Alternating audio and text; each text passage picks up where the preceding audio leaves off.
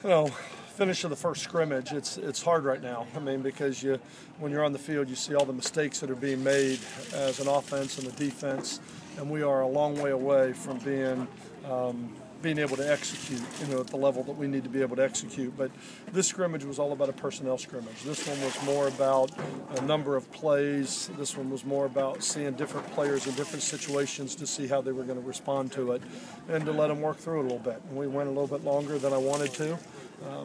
But I felt like we needed the work to be able to make the personnel decisions we have to make and put the depth chart together for next Wednesday is when I'll be able to have it released, because we're giving the players, it's been a long 8 days that we've gone so far. I know they're sore, beaten up a little bit, had a long scrimmage today, ran them hard afterwards. So giving them the next 5 days off, and then we'll bring them back and have a chance to watch the film and meet with them and talk with them, and then I'll release the depth chart to the media with where we're going to be at that point.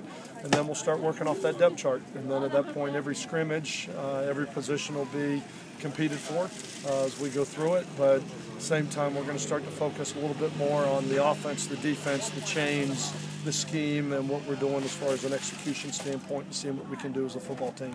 You got your first real chance to look at Kenneth Dixon. What was your impression today? You got to tackle him. I mean, it's a different story than just blowing a whistle and saying you had him in two-hand touch. He runs hard. He runs hard. I told Coach Peterson I wasn't looking to see him carry the ball 30 times today. I've got enough on film from last year, but I was impressed with the way he ran. Like I said, I'm looking right now more concerned with who's going to be his two. Who's going to be number two if he's not there. And if Tevin King is not there, who's going to be the guy that's going to step into that role. So I was impressed with what I saw out of Dixon today, but the biggest thing I'm concerned about in the fall is just the depth. And so I was looking as much as the backups as I was him. He's impressive. What about the backups, the running back? How did you think they did today? Well, I mean, there's some flashes. They had some missed assignments. They missed some cuts. I mean, and that's why when you scrimmage 150 plays, you go back and you watch your film and you grade every single play and you make that determination. But I thought they competed hard. I thought they ran hard. I don't think we're where we need to be as far as the backup is concerned at this point. That's why I said we will release with these players the depth chart when we look at it on, not necessarily year R1, year R2, and year R3, but more on how many starters do we have, how many backups do we have, because you got to earn a position. You don't inherit it. You don't get it given to you just because you're the next one in line. There's a standard and a level that it's going to take, and I don't think we're at a backup level yet at that point with our next tailback. With Scotty and Ryan, just talk about the quarterback's play, maybe a mixed bag today, but just overall throughout the scrimmage.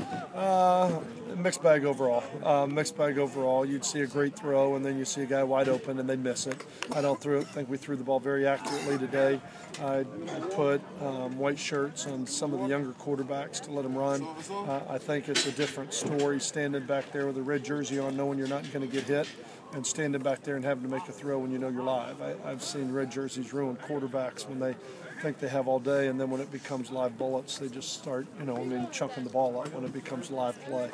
And so I thought it was very inconsistent today across the board. Some flashes, but not what it needs to be. When you look at your offensive line, struggled again snapping the ball today. You had done better with that in the past week, yeah. But it kind of digressed again today. Just talk about the offensive line play. It's live, and now we're going 8-play series, and they get tired, and they start thinking about other things, and their mind goes, and the ball's going right back over their head. But we're wasting everybody's time if we can't get a snap. And so I told the team, we either got to learn to snap it or learn to get under the center, one of the two. Those are really our only options, because you can't run an offense if you can't get a snap. I thought they were pretty decent with the ones and the twos. It's just right now our third, we don't have a third center right now that we could even come close to or resemble playing with. I bet we had 5 balls go over the quarterback's head today, and I believe all of them were with the threes. It seemed like every time there was a pass breakup, Darius Barnes, 21, in blue, was in there getting in the way, making a play. Kind of talk about him. Well, I think Darius Bunch is very talented, and we had talked about there's talent in the defensive secondary, but can we play with any type of consistency is the million-dollar question. Same thing, I think where there were some flashes, and he's all over the field, and he has got a chance really to be a really good player, football player for us, and I think he's stepping up, but he's growing up, but he's still not real experienced, and he's got to learn to play every down, because back there you only need 2 minuses to give up 14 points, and there's 4 guys back there, and if they all have 2 minuses, it could be a long day for your defense. It seemed like the defense kind of had its way today. Did you expect that coming into today? No, and again, like I said, this one wasn't necessarily it wasn't an offense-defensive thing. It was, you know what, he's in there, get the ball to him. It wasn't trying to make a first down, and every drive started 80 yards away. So you can say, the offense only scored a couple times, but they had 8 plays and 80 yards to go. If they didn't average 10 yards a play, they weren't going to score today because every drive ended at 8 plays. Whether they were on the one going in or whether they didn't go anywhere. So it wasn't so much the offense or defense as much as it was just the individuals. But I think it makes it look really bad when you can't get the snap or you don't have any type of consistency yet. Any positive surprises in your mind today? Just the talent level of some of these players. Some of them showed some flashes today of really having a chance. But like I said, we're still turning over puzzle pieces.